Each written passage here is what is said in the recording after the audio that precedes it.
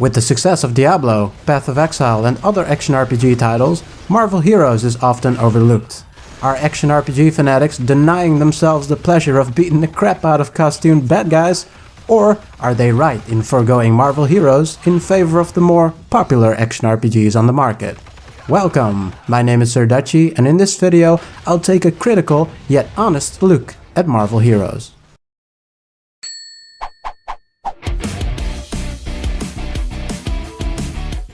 Story.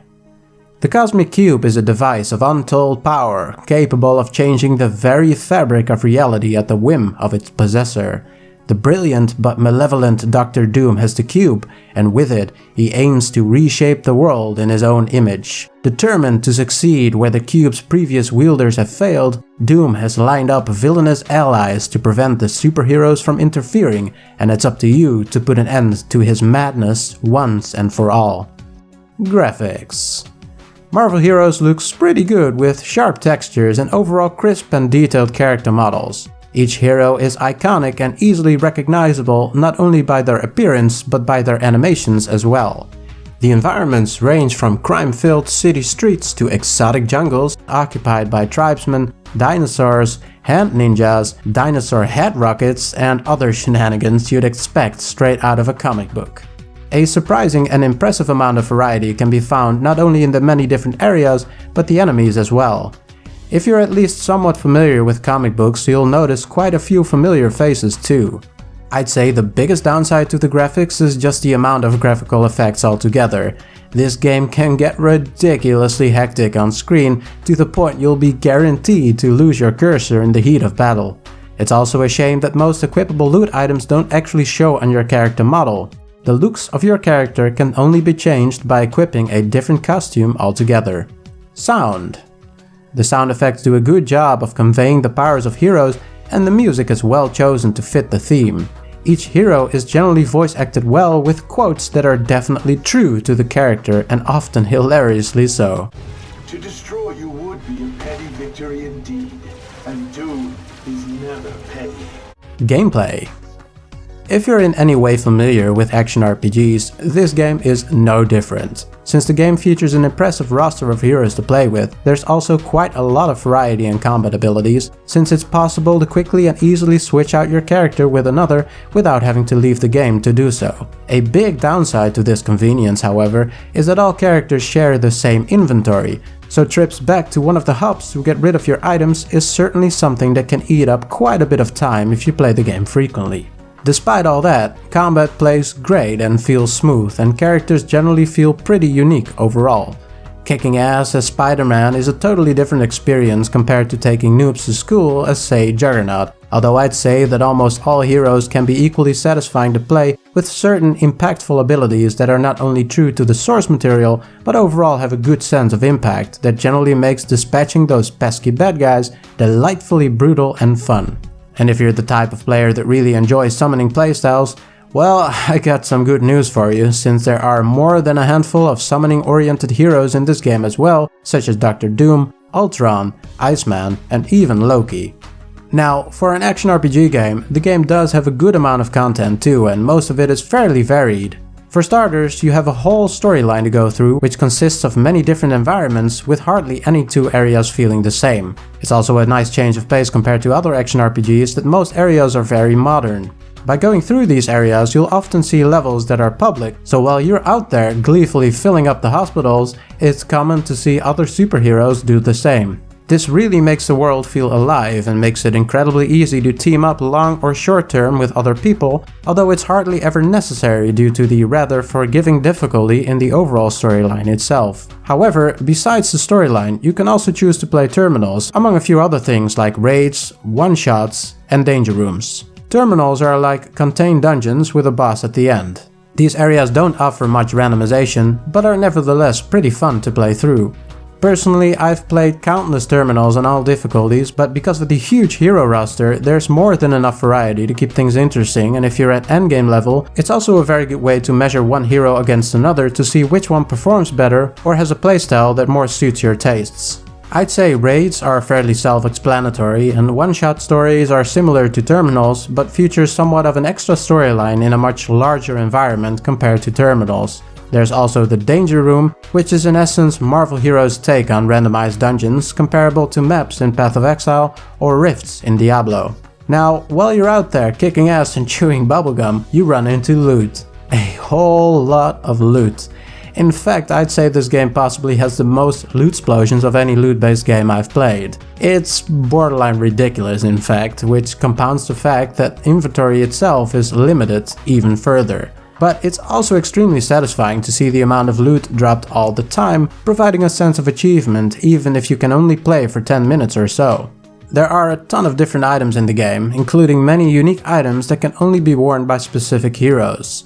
These items are typically huge stat sticks, so you'll spend a good amount of time weighing the pros and cons of each item when managing your inventory. Since the game is rather easy on normal and heroic, it's usually not really necessary to micromanage the hell out of your characters, but once you start playing the hardest difficulty, it really benefits you to optimize your hero in any way you can. And also in this area the game has enough depth to really make your hero stand out when wearing carefully selected gear to maximize each hero's potential.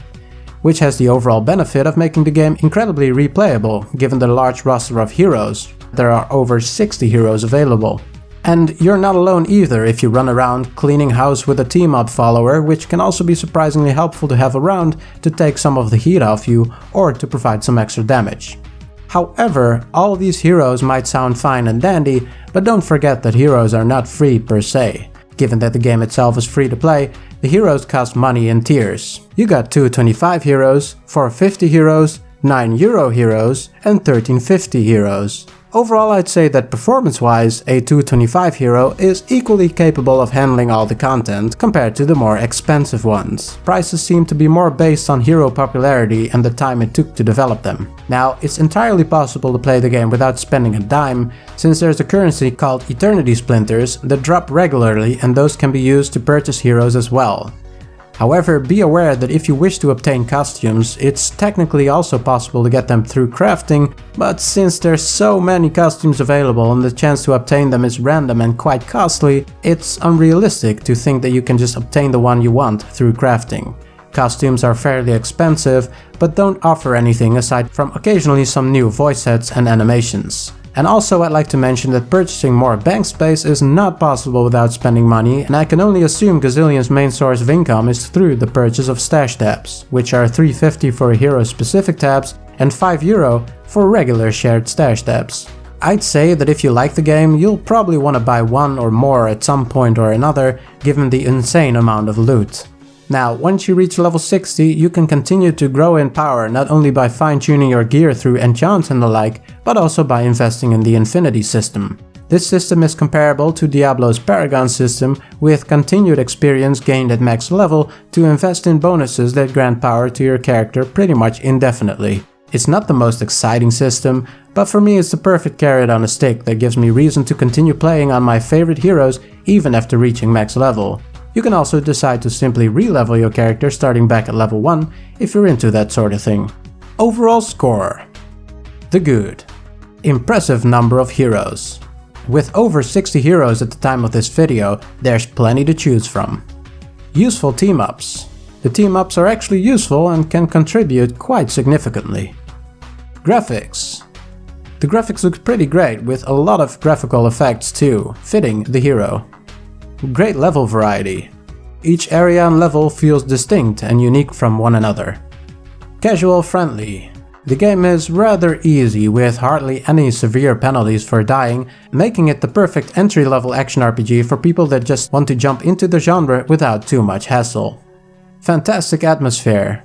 The Marvel universe truly comes to life in this game. Great deal of content.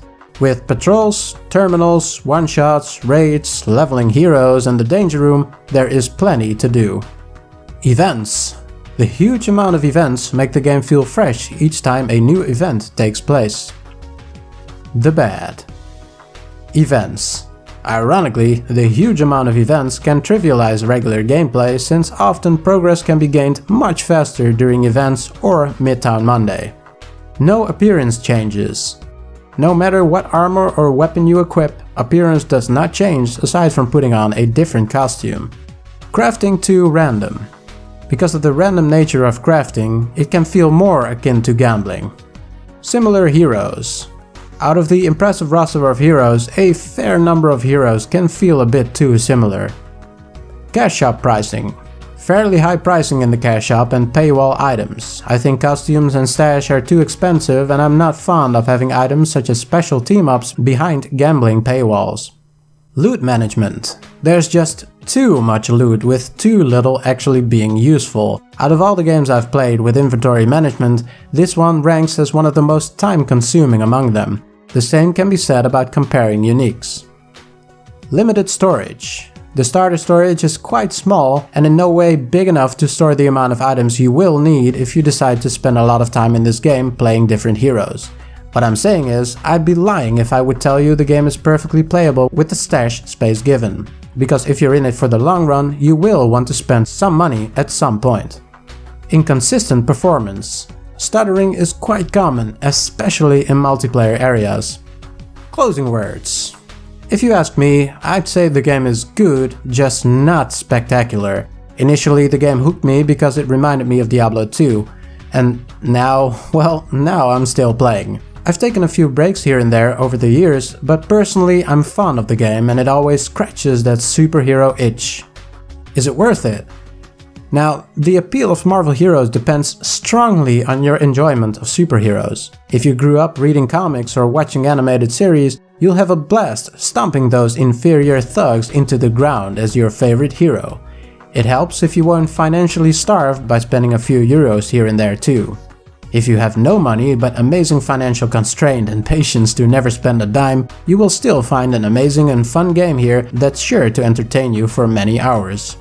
Now, if you absolutely hate cash shops, this game will most likely not be for you, since the cash shop can be a vital element of the game, given that it's Gazillion's only source of income. Personally, I've only spent cash on heroes, stash and costumes a few times, but the cash shop also features items that increase drop rates and such. I wouldn't call it pay to win at all, but spending money can save you quite a bit of time. My name is Sir Dutchy, thanks a lot for watching, and I wish you, as usual, a fantastic, heroic day.